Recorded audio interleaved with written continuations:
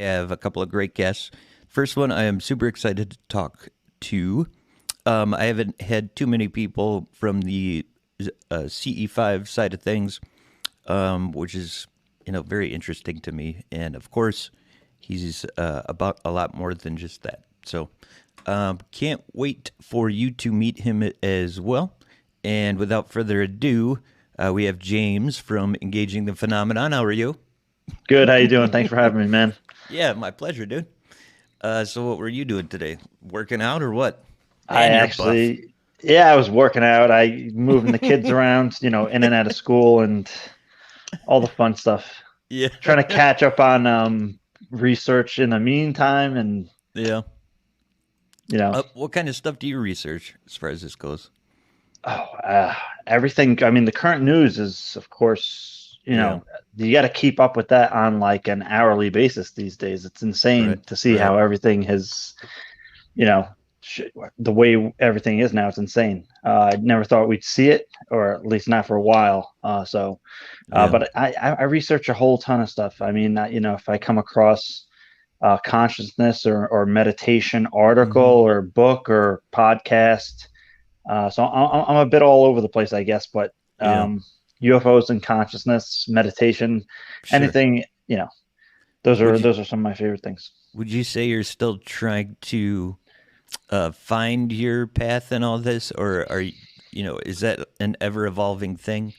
Ever evolving for sure. Yeah. Yeah. Okay. You Yeah. know, if there's something I feel that I need to do, I just dive right in. I just go right for it and do Yeah. whatever I can and see how it goes. If it's moving, it's moving. If not, that's it. Next one, huh? Yeah, there you go. I really appreciate you doing this. I mean, actually, we've talked before. It was a while ago, but it was when I was first kind of starting to just explore this side of me because of my own experience, and I was making a lot of music at the time.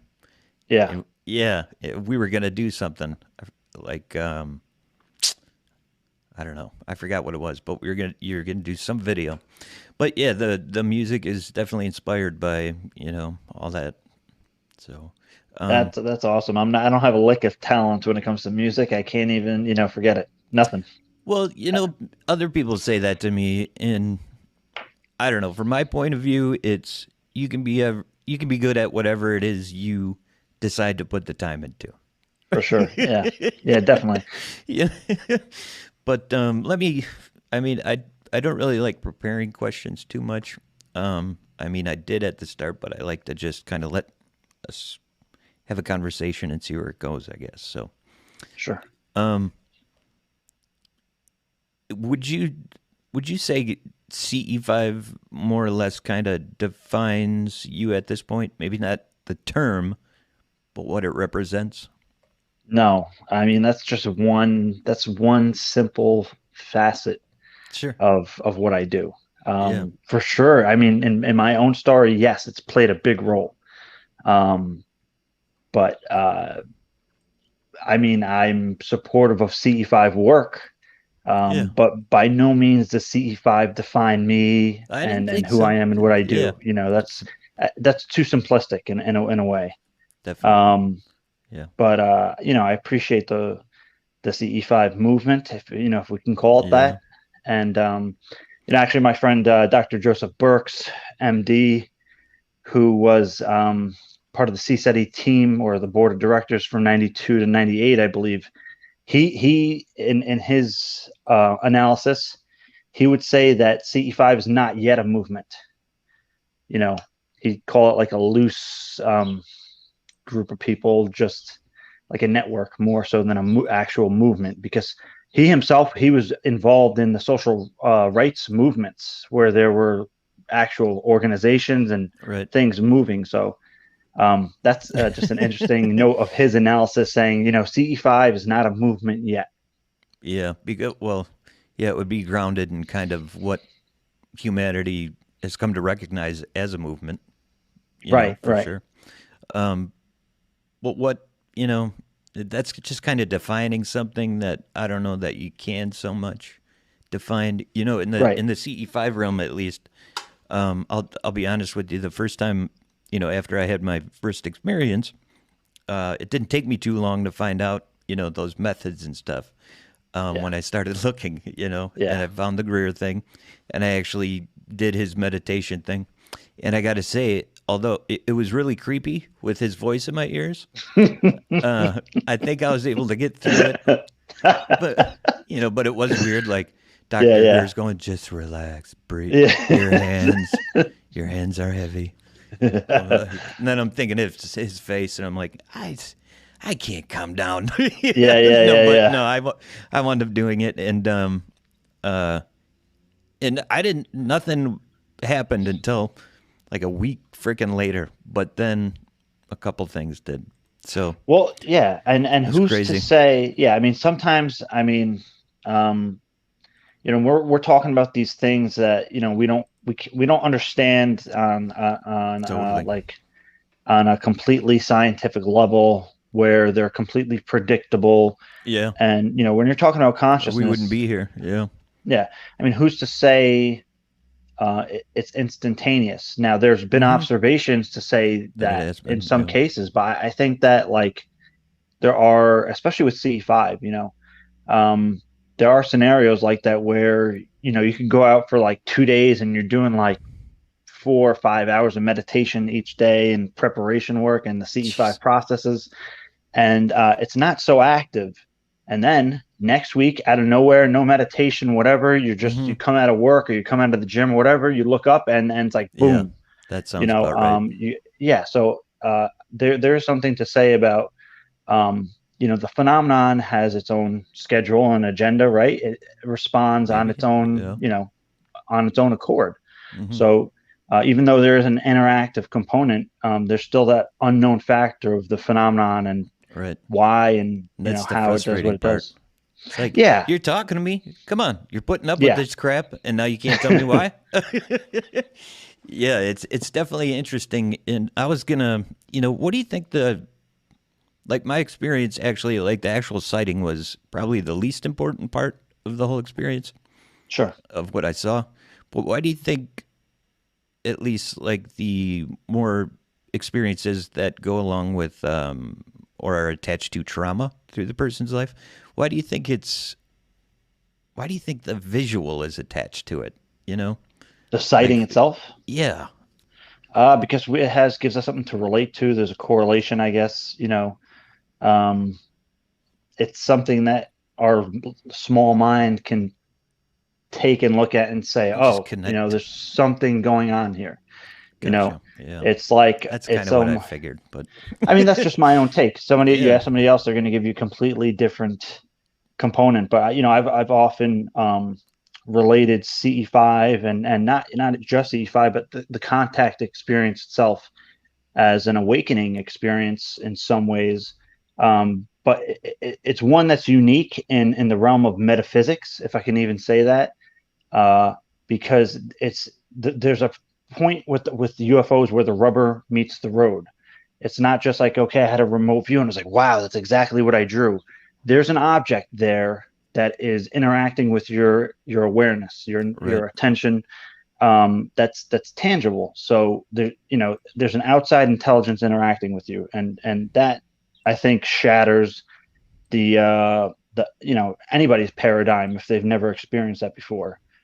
So I think there is an important component to that where it's okay. It's not just it's partially subjective in your interpretations, but Right. there's an objective thing going on. All right, and that's outside of yourself. Yeah.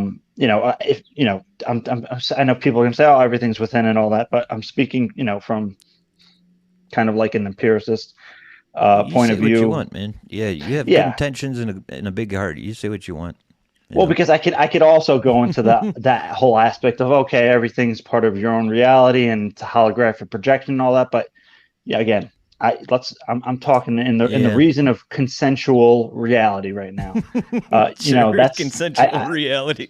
Does that to, exist? I don't know. It's dissipating, and there's like merging paradigms, but it's Sure. kind of definitely we're seeing the fractal stuff going on. Yeah, Yeah. Um, but yeah, so I think that that physical component of the sighting it plays an important part for a lot of people. Yeah. Um. Yeah. Like I'm. You probably don't know my story at all. I'll go through it quick for you, at least so you know where I'm coming from. Sure. I had a. There's a lot more to this, so it kind of sucks just running through it. I But know exactly what you yeah. mean because one of my encounters, I was just on unidentified celebrity review, Yeah. and Hmm. I I heard that. told one of the experiences, but what I didn't say is that like 2 or 3 months before that, there was a whole nother experience, but and there was an experience after the one that I told about, but they were all related, all like they Yeah. were all part of this one event. It took part over several months, but it was all one kind of thing. Hmm. But yeah, sorry to interrupt. Just No, no, I'm so listening. yeah, Yeah. but I know exactly what you mean. You Yeah. It's kind of yeah. go through it, and it doesn't do it justice. It's hard to start on a timeline because it didn't go Yeah, chronologically. yeah, If yeah, that yeah, makes yeah. sense, like I so know, I know what you mean. but to go chronologically, it started with a dream that I had about my father where we got in a huge argument and stuff, and it was like something I never got like that with him before in my life, and I couldn't see why that would ever happen. So the dream stayed with me for a while. The feeling you get where it's like that bad feeling we just fought and stuff. I mean, I don't know if it's 2 years on the dot, but I just say 2 years because it's got to be about that. 2 years go by. Man, a bunch of stuff happens, and I found myself in a spot where I'm arguing with him, and there's a lot of stuff in the middle of this. But where I'm arguing with him, like the dream was, except it was over the phone. And when I was doing it, I felt myself like almost like I was in a script. Like I was like, this is the dream playing out, but I couldn't stop or do anything. Yeah, And it's like the day before or a couple days before, and then a day after, something like that. I saw the two things, and they were big, white, and brilliant. Looked like they were really close or far and huge. They were obviously just there for me to see it. yeah, And yeah, and then after, and sometime I'll tell you all the stuff in between, but it's yeah, just like the dream coming to fruition around these sightings, around a big event. I just moved into a house too, and all this stuff, and job change, everything. So yeah, it's, and then you see these things, and I'm like, which is amazing. But when I look back at it, like that was the least important part of all yeah, of it. yeah, I yeah, almost felt like it and was a sign to say, like, hey, don't have this argument in person or something. yeah. Well, I mean, I it's don't know. also and Jacques Vallée has talked about how, Just and getting into him. Yeah. and yeah, and actually Peter Levenda, um, they both made some really interesting comments about contact and encounters and things. One that was extraordinary. I made one of my little graphics for Peter Levenda. Was he said, the psychological effects of contact are so pronounced that it almost seems to be the Hmm. intent behind the encounter rather than a side effect. Yeah. Because it's a Completely. catalyst for change. It's like what I was just saying, pretty much. Yeah. Yeah, again, Peter Levenda, he puts it in words so nicely. Right. Um, Like uh, I was the bottom stair, you took it up a couple stairs, and then he's even further. well, no, it's this it's but you're saying the same thing. This is an observation that people Hmm. either having the encounters or people that know people that have the encounters or people who have been studying it, like Peter Levenda and Jacques Vallée. They all come to this kind of conclusion, which is really interesting. And speaking of the dreams, did you ever see my video, Dreamtime Contact? That was gonna be my next one. Actually, I saw it and I was like, oh, I gotta watch that because my dreams. Yeah. Yeah, so that Hmm. was a really interesting one, just because it had to do with, again, it was like this one encounter was like this whole like day and a half of high strangeness Hmm. and synchronicities beyond, beyond possible, basically. Right. I hear Um, you. yeah, so I was at work one day and I was working an overnight shift somewhere. This is again same year, like 2007. And there's a guy I worked with, and he's super conservative. This guy's like atheist, um, very rational minded. Like this is a good guy to go to advice to because he's not going to give you some kind of BS. He's going to give you like the Right. straight, Black and white. this, yeah, this is what Hmm. you have to do. Whether you like it or not. Blah blah blah. Super, down to earth guy. So I'm working with him, and I'm almost done with my shift, and he out of nowhere he says to me, and he doesn't know that I'm into any of this stuff or whatever, and he says, "Did you hear about the UFO sightings in Mexico?" And I was like, I was like, kind of like, where's this coming from? This is not that kind of guy that's going to say something like that. But I was like, no, because I didn't hear about it. And so I was like, that's kind of weird. So whatever. I just went home and I went to sleep. Hmm. And again, it's like in the morning now because it's an overnight shift. And I have this insane dream that is so lucid. Um, I'm, I'm in the dream. I'm driving in my car in this dream. It's nighttime, and it's in my old neighborhood where I used to live. And there's a this UFO over my car, like literally like 20 feet over my car, and it's like a orange, electric orange plasma, and you can like hear the electricity, and I can feel like electricity flowing through my body, and I'm freaking out. Again, because this is a dream, so I'm like super reactive.